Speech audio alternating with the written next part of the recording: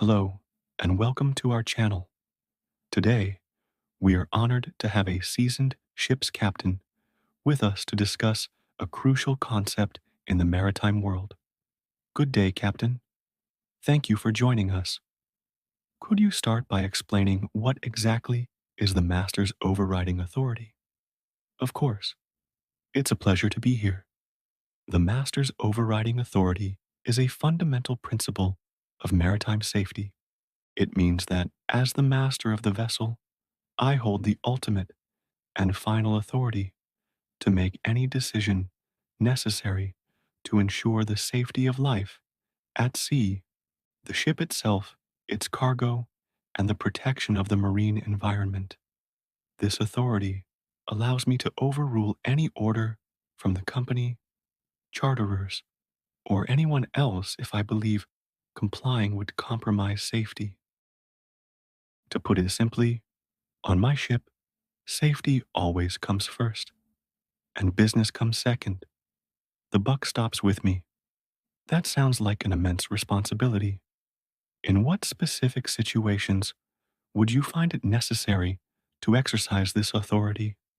I would use it any time I assess a situation to pose a significant risk to safety or a threat of pollution.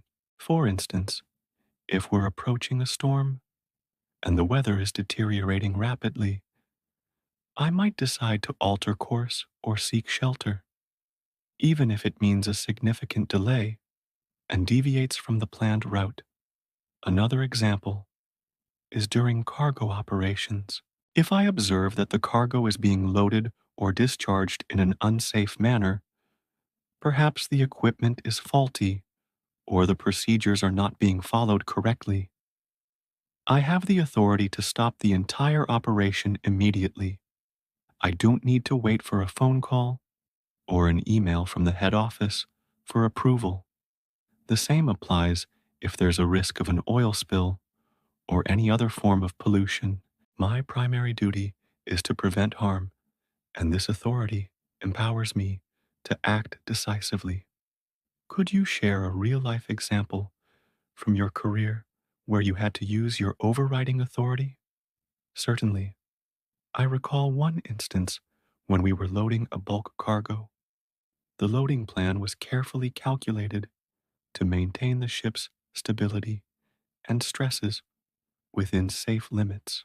However, the shoreside terminal operators started loading much faster in one hold than was agreed upon in the plan.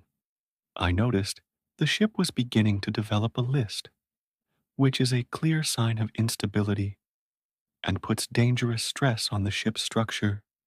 I immediately exercised my overriding authority and ordered a complete stop to all loading operations. We then had to carry out ballast operations to correct the list and bring the ship back to a safe condition. Only after the situation was fully under control and I was satisfied that the terminal would follow the agreed plan did I allow operations to resume. Afterwards, I informed the company of the incident and my actions. That is a classic example of why this authority exists: to protect the ship and the people on board from immediate danger. After you've made such a critical decision, what are the next steps? What does the process of reporting look like? Transparency and communication are key. As soon as the immediate situation is stabilized and it's safe to do so, I must inform the company. I explain the circumstances, the risks I identified, the decision I made, and the actions I took. It's also mandatory to make a detailed entry in the ship's official logbook. This entry will include the precise time of the event, a clear and concise reason for invoking my overriding authority, and a summary of the corrective measures taken. This creates an official, permanent record. Maintaining this level of transparency is crucial for building and maintaining trust between the ship and the shoreside management.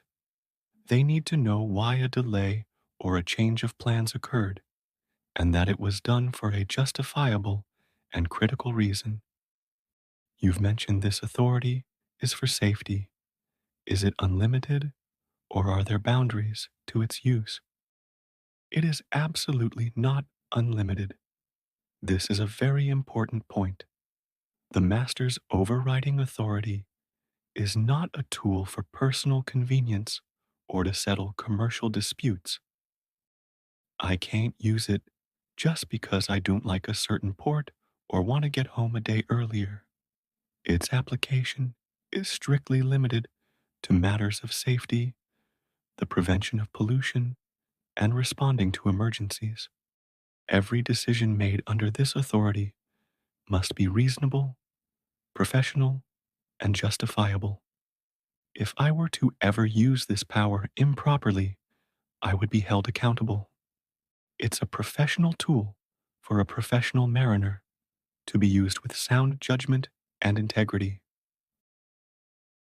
Finally, Captain, why is this authority so fundamentally important in the maritime industry? It's important because at sea, situations can change in an instant. An emergency doesn't wait for office hours. There's often no time to consult with management ashore, who are thousands of miles away and cannot see or feel what's happening on the vessel. A fire, a man overboard, a sudden structural issue, or a collision risk requires immediate, decisive action.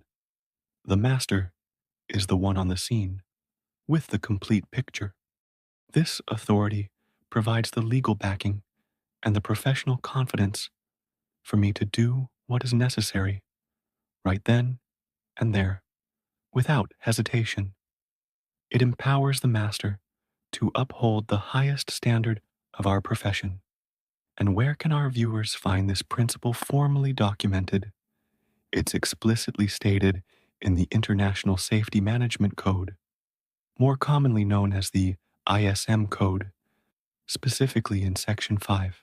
The code mandates that the company's safety management system must include a clear statement emphasizing the master's overriding authority and the responsibility to exercise it. The company has a duty to ensure that every master understands and is fully supported in fulfilling this critical responsibility. A true master always remembers safety first, always. That is the heart of our duty at sea. Captain, thank you so much for your time and for sharing these invaluable insights with us. Thank you for watching. We hope this deep dive into the Master's overriding authority was as enlightening for you as it was for us.